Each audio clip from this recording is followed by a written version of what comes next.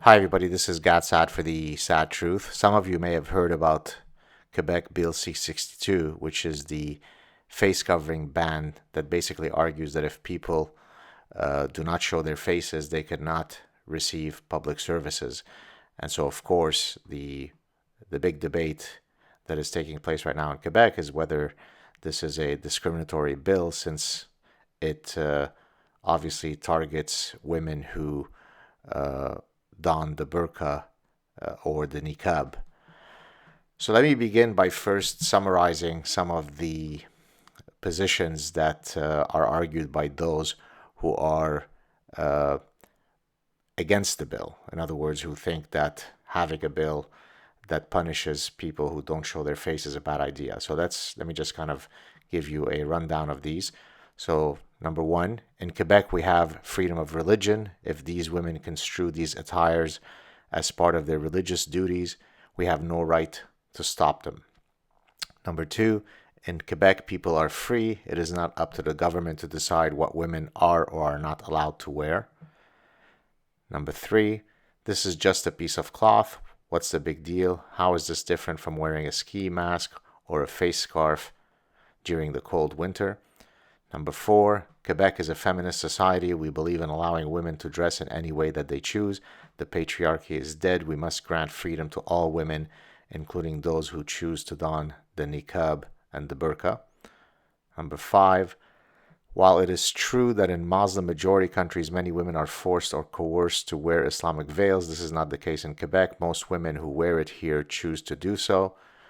Number six, who are we to judge the cultural and or religious practices of others? If this is how these women wish to express their cultural and or religious belongingness, we must not stand in their way.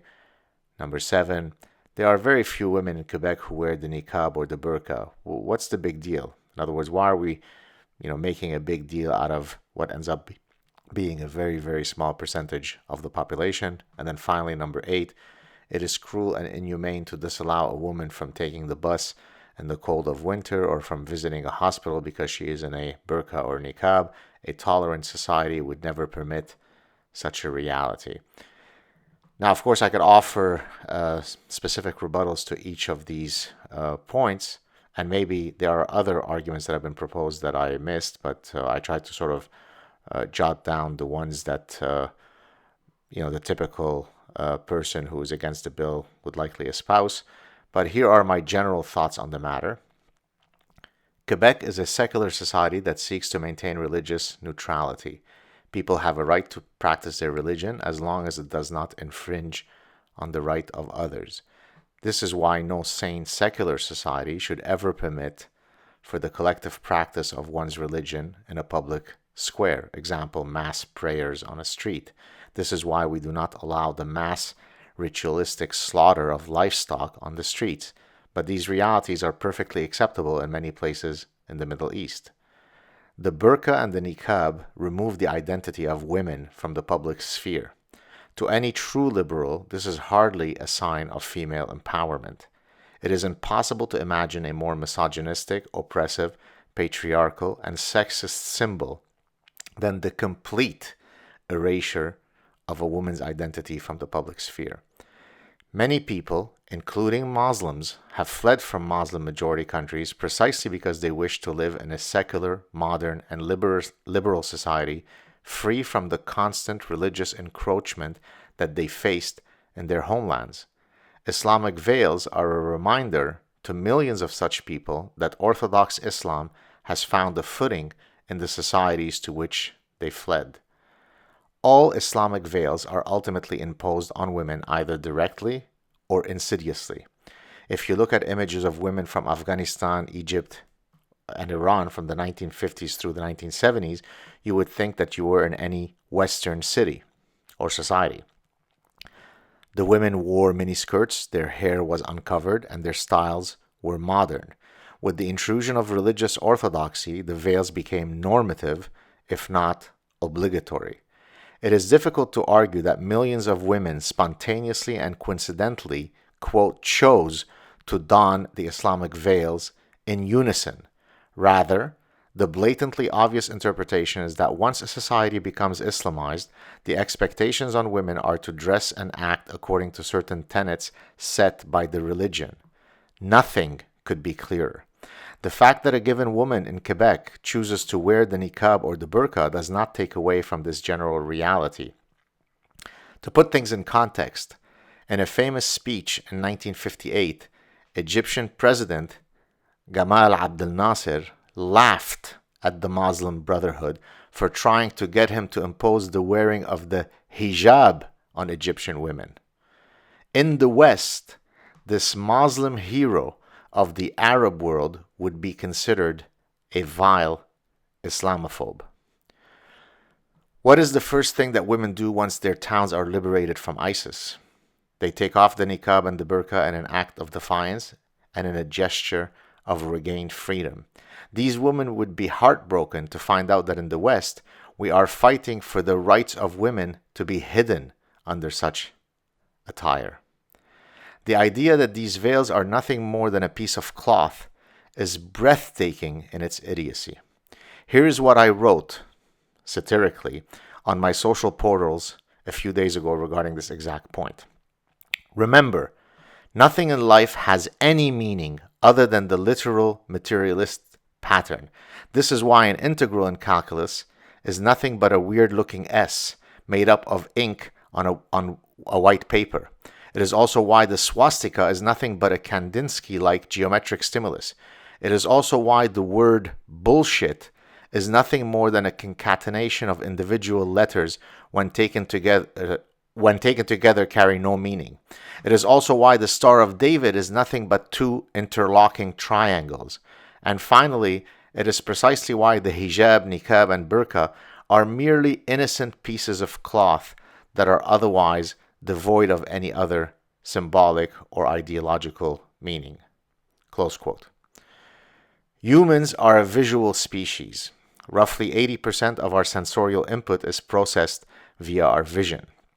We are also a social species. We gauge one another by reading each other's faces. We decide whether an approaching person is a friend or foe based on their nonverbal cues, many of which are signaled via their faces. Hence, in a free society, each individual has the right to know the identity of those around him or her and their prospective intent based on their facial cues. This right supersedes a draconian religious right to have your identity erased from the public space. Your religious rights do not entitle you to make others feel unsafe or threatened. Being uncomfortable at the sight of a woman hidden under a black robe is hardly hateful. It is a very human response to an inhumane reality.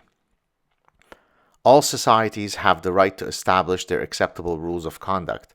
In the West, our foundational values are rooted in secularism, individual rights over religious tribalism, and modernity. We do not have to cede a single centimeter to any belief system whose tenets are inconsistent with ours. It is incumbent on immigrants to adapt to the values of the host nations that welcomed them and not the other way around. The debate that we are currently having is really best construed via a long-term lens. Suppose for a moment that the number of women in Quebec who are donning Islamic veils were to continue to increase. Are you able to predict what would happen to our freedoms? Would they be strengthened or weakened? Would women's rights increase or decrease? If tomorrow the demographic realities were to change such that Islam became the dominant religion in Quebec, would the folks who are currently fighting hard against the ban gain greater freedoms? If yes, then we should rush to further Islamize our society. If no, then we might want to reconsider our infinite tolerance. Here is what faux liberal and ostrich parasitic syndrome sufferer Professor Emmett McFarlane tweeted a few days ago. Quote, "Don't let people who support niqab bans pretend they're defending women. They're defending the state telling women what they can't wear." Close quote. To which my response was, on Twitter, Don't let people who support female genital mutilation bans pretend they're defending girls. They're defending the state, telling girls that clitorises are cool. My point is not to argue for or against Bill C-62. Rather, I'm imploring people to have a broader view of the issues at hand. Think beyond your noses. Expand your thought process beyond kindergarten level, faux liberal, feel good platitudes. Do not succumb to temporal myopia. Think long term. If you are a true liberal, it should be very easy for you to determine whether these attires are to be welcomed and protected in our societies or whether they constitute jarring symbols of misogyny and oppression. Thank you for listening. I hope that you have a good Sunday. Cheers.